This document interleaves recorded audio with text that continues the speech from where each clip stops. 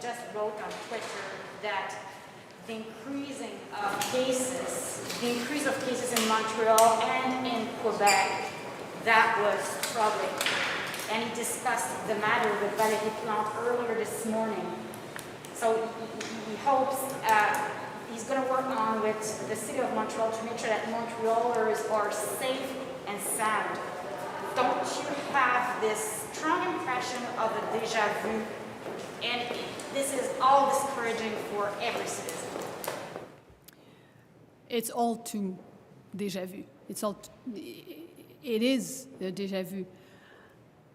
But what we need to look at right now, because we've learned from the first wave, so it's more than a déjà vu, because in the first wave, there were many things that we didn't know, but there are a lot of things that we know today. And the lack of preparation that led us to this situation is really unacceptable. I do not understand why Premier Legault said on August 25th that he had a plan and he was ready. I do not understand why, when we started the session, we were saying we're entering the second wave, and people from the government were sending videos saying, the opposition is entering the second wave, it's not even true, making videos. They wasted a lot of time. They wasted a lot of time as opposed to focusing on getting prepared and ready for what we're facing today. So it's not only that we are late, we're extremely late. Your reaction on the measure announced yesterday, is the government going too far or not enough? And at the same time, should he reconsider the fact of allowing children to have a school at home? First of all, for us to evaluate whether you're going too far, not far enough, we would have to have the data, access to the data.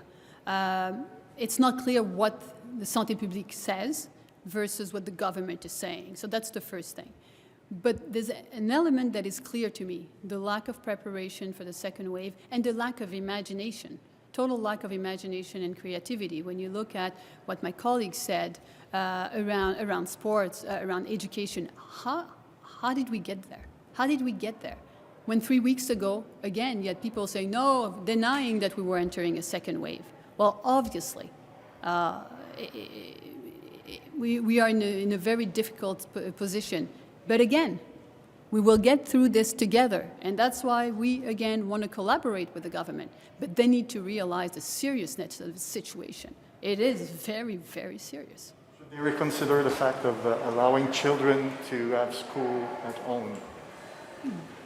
Based on data, based on the recommendations of Santé Publique, based on what? I mean, again, what we need to know is how decisions are being made. I would love to have a clear answer for you. But I think we need to have the answers from Santé Publique. Do you have the answer why the government is not listening to you, your recommendation? Why is the government not working with you? I think they did not anticipate the situation. Obviously, the Quebec government has not anticipated the situation. And we were saying this all along. Instead of touring Quebec in the summer and advertising the Bill 61 that at the end was anyway rejected and not considered, they should have spent the whole summer preparing in our schools, in our testing systems, in the hospitals. That's what they should have done. They haven't done it, and the fact that the Premier Legault said it was ready at the end of August shows that he did not expect this to happen the way it did, obviously.